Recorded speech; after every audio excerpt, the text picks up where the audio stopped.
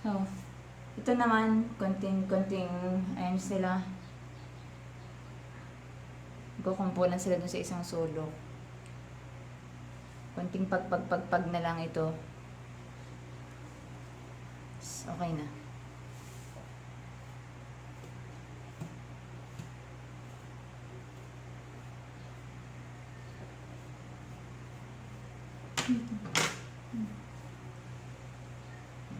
Actually, nagwawala na sila ngayon.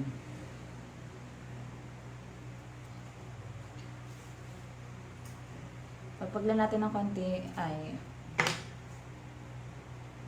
babrushin lang ng konti-konti tapos okay na to.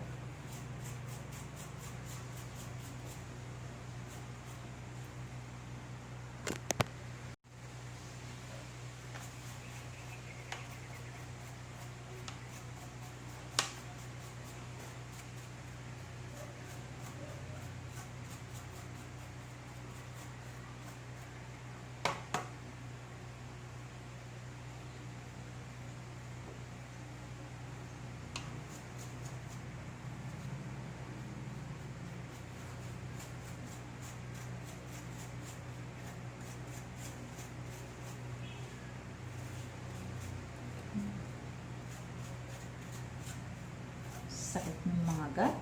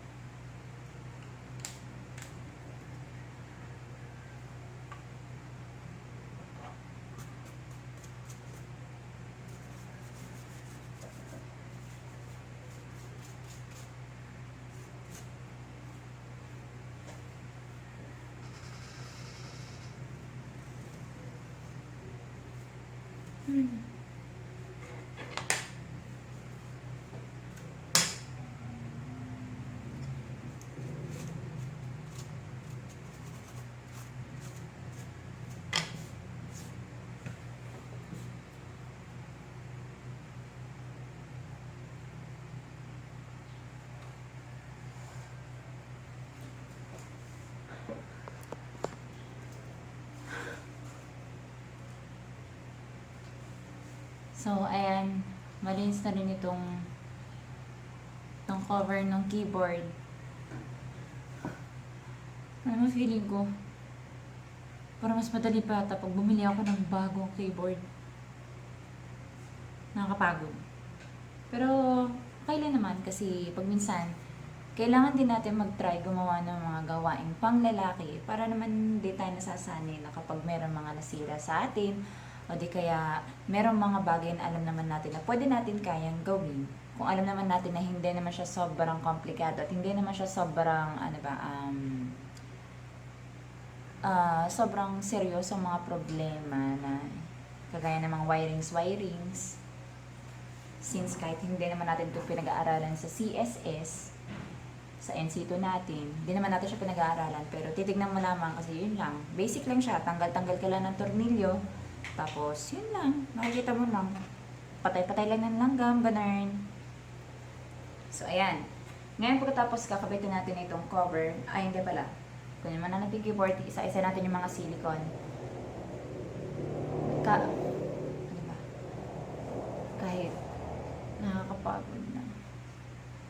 Nakakapagod.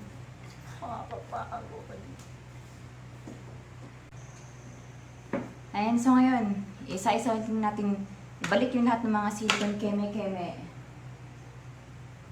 Ayan, lahat ito. Ay, oops. Feeling ko sa sobrang dami na natanggal ko ng langgam. Siguro nasa 1,000 sila.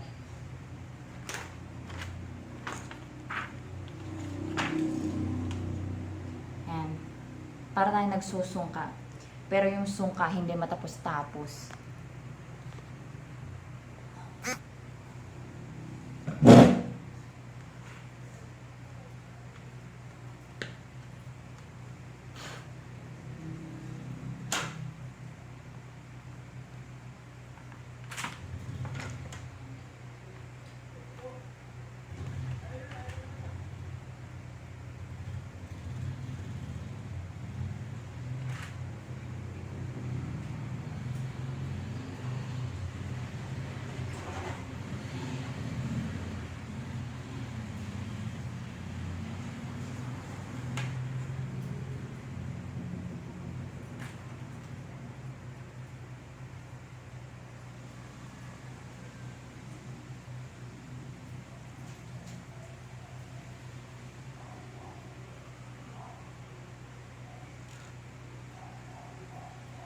Talagang may eksena pa ako ng patay dun sa mga langgam na nakikita ko. Ayun o, kagaya niyan. Pati dito.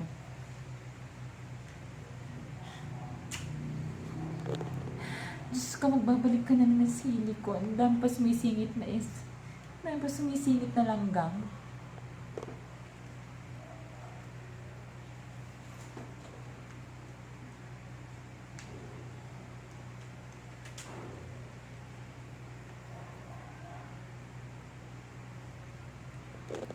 Ito yung mga langgam na talagang for survival na lang. Ano, yung tipong talagang para silang mga sitting ducks. Yung sa mga bakbakan, yung makikita mo na lang, tapos alam na nila mamamatay sila kasi may babaril sa kanila. Pero sige lang, for survival na lang. Ayun sila. Pag nakakita ko, ay sige, tiris, go!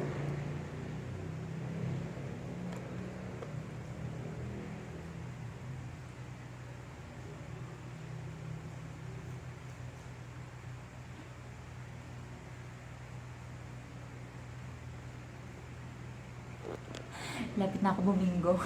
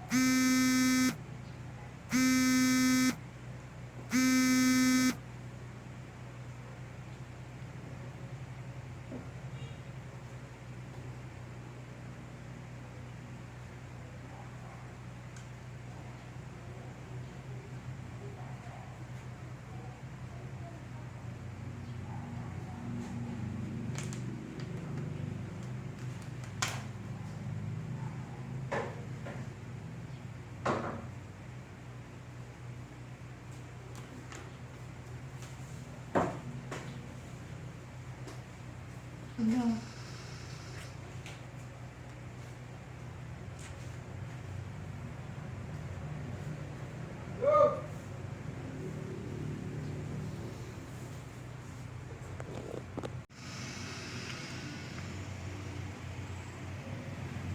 So, ayan. Tapos na nating matanggal yung mga langgam. Tapos na rin natin matanggal yung mga silicone. Napagpagan na natin sila. At natanggal na rin natin dun sa may mismong keyboard yung mga langgam. Dun sa mga singit-singit niya. So, ngayon, naibalik ko na rin yung mga silicone. Tignan natin kung ano yung itsura na ngayon. So, before and after niya, yung kanina na pinagpapiyastahan siya, nagpa-party-party dun yung mga langgam. And yung ngayon naman is malinis na siya, syempre. So, achievement! So, yan. Haler, linis. Ang galing. So, yung kung kanina na punong-puno ng langgam, eto na siya ngayon. So, malinis na. Wait, natanggal ka. Ayan. So, malinis na siya. Wala na mga langgam. Yehey! Congratulations sa akin. Ang galing ko. Proud na proud. So, yan na siya. Pati dito, okay na. Wala na yung mga langgam. So, ngayon naman, ang gagawin natin is, babalik na natin siya. Balik na natin yung kanyang cover. Tapos, balik na natin, ayusin na natin siya, yung pagkakaayos niya. Tapos, after nun, subukan natin kung gagana pa. Kasi hindi ko alam kung gagana pa. Kasi minarasyak ko na siya kanina.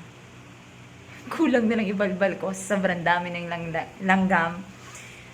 At least, naninis ko. Kayo, naninis nyo. At least ako, hindi ko na kailangan magpalinis sa iba.